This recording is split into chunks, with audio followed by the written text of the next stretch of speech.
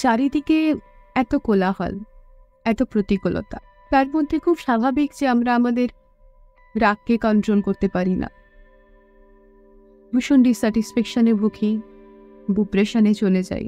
খুব common world আজকালকার যুগে এই কথাগুলো। পৃথিবীতে খুব কম মানুষই আছে যারা স্যাটিসফাইড। ডিস্যাটিসফ্যাকশনটাই মানুষের মধ্যে বেশি। আরও চাই, আরও দাও, আরও লাগবে। ভগবান বুদ্ধের একটি গল্প আছে যেটা আমি আজকে আপনাদের সঙ্গে শেয়ার করব।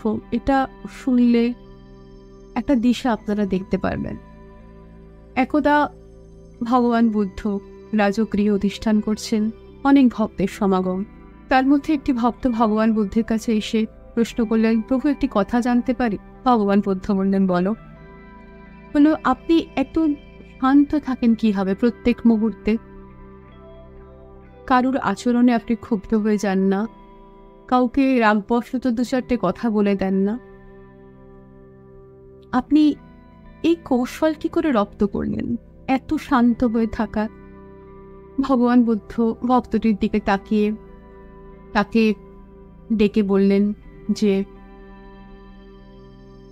আমি দেখতে পাচ্ছি আর 7 দিনের মধ্যে তুমি মারা যাবে, সুতরাং এইসব প্রশ্ন জিজ্ঞাসা না করে নিজের পরিবার পরিজনদের সঙ্গে ভালো করে সময় কাটাও। ভগবান বুদ্ধের মুখে এই কথাটা শোনার পর ভক্ত কিছুটা স্তম্ভিত হয়ে খুব কষ্ট পেয়ে সেখান থেকে চলে গেল। চলে গিয়ে বাড়িতে গিয়ে পরিবার পরিজনদের সঙ্গে খুব ভালোভাবে সময় কাটালো। তার শেষ কটা দিন যার সঙ্গে সে খারাপ ব্যবহার করেছিল, খারাপ আচরণ করেছিল, তার কাছ থেকে ক্ষমাপ্রার্থীও হল। অবশেষে সেই 7 দিন আগত।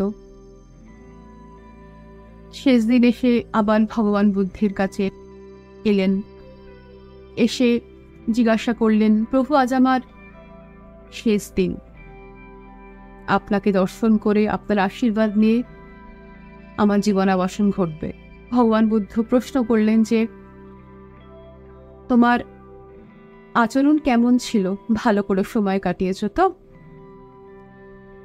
ভক্তটি তখন বললেন, প্রভু খুব ভালো করে সময় কাটিয়েছি, এত ভালোভাবে সময় আমি আগে কোনোদিনও কাটাইনি। প্রত্যেকটা মুহূর্তে এই উপলব্ধিটা করেছি যে একটু একটু করে আমার সময় চলে যাচ্ছে।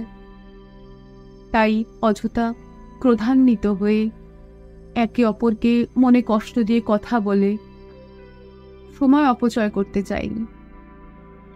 আমি যাদের সাথে অজ্ঞানবশত যে অপরাধ করেছি তাদের থেকে ক্ষমাপ্রার্থীও হয়েছি। বুঝতে পেরেছিলাম যে বোধহয় এগুলো করার প্রয়োজন ছিল না। আমি খুব ভালো করে সময় কাটিয়েছি প্রভু। ভগবান বুদ্ধ তখন স্মিত হেসে বললেন, তুমি বোধহয় তোমার প্রশ্নের উত্তর পেয়ে গেছো। আমি যদি সেদিন তোমাকে প্রশ্নের উত্তরটা দিতাম, তুমি খালি শুনতে, উপলব্ধি করতে পারতে না। আমরা ক্রমশ ফুরিয়ে যাচ্ছি। কখন কোন সময় মানুষের সেই অন্তিম ক্ষণ এসে উপস্থিত হবে আমরা কেউ জানি না। ভীষণভাবে আনপ্রেডিক্টেবল ডেথ। তাই অযথা একে অপরের সাথে খারাপ ব্যবহার করে, একে অপরকে মনে কষ্ট দিয়ে, হিংসাপরায়ণ হয়ে কি লাভ? তাই যে কটা দিন বাঁচা যায় শান্তিপূর্ণভাবে। ভগবান বুদ্ধের এই কথা শুনে ভক্ত অশ্রুপূর্ণ নয়নে প্রভুকে বললেন, প্রভু আপনি ধন্য, আপনি আমার চোখ খুলে দিয়েছেন। অ্যাকচুয়াল এই গল্পটা থেকে আমরা এটা জানতে পারি, ভগবান বুদ্ধ যখন ভক্তটিকে এই কথাটা জানালো যে আপনি আর 7 দিন পর মারা যাবেন, মৃত্যু যখন তার আসন্ন, তখন তার এই উপলব্ধিটা হলো যে এই কটা দিন আমার এটা চাই, আমার এটা লাগবে, তোমার এটা ভালো না, এইসব অভিযোগ দাবি দাওয়া নিয়ে কি হবে? আমার তো সামনের সময় শেষ, তাই যে কটা দিন থাকা যায় একে অপরকে ভালোবেসে থাকাটাই বাঞ্ছনীয়, একে অপরের সাহায্যের হাত বাড়িয়ে দিয়ে থাকাটাই বাঞ্ছনীয়। প্রকৃত অর্থে এটাই বাঁচা। আর একটা জিনিস, জীবনে উপলব্ধি অনেক বড় জিনিস। আমরা হাতে কলমে পড়ে যতটা না বুঝতে পারি, জীবনে উপলব্ধির মাধ্যমে, এক্সপিরিয়েন্সের মাধ্যমে তা অনেকটা আমাদের শিরোমজ্জাগত হয়। তাই যে কটা দিন থাকা, যে কটা দিন বাঁচা, বেশি অভিযোগ না করে, হিংসাত্মক দৃষ্টিতে একে অপরকে না দেখে ওর আছে আমার নেই কেন, আমার তো এটা হতে পারত, এসব না থেকে যেটা আছে তাতে সন্তুষ্ট থাকাটাই বাঞ্ছনীয়। হ্যাঁ, অবশ্যই আমরা ভালো কাজ করব, ভালো কাজের জন্য এগিয়ে যাব, শেখার কোনো শেষ নেই। সেই শেখার খিদেটা আমাদের সবার মধ্যে থাকবে, কিন্তু সেই দৃষ্টিভঙ্গিটা যেন হিংসামূলক না হয়, অনুপ্রেরণামূলক হয়।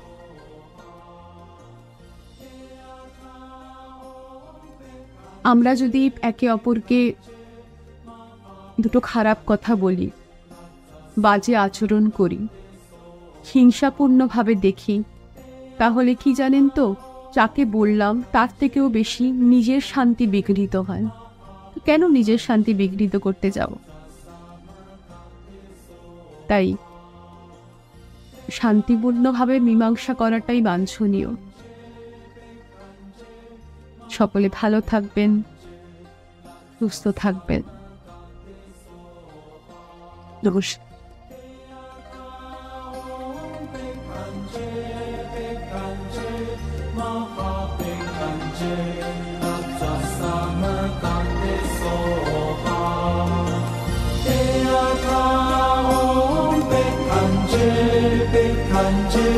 Maha Bekanje, Raja Sama Kate So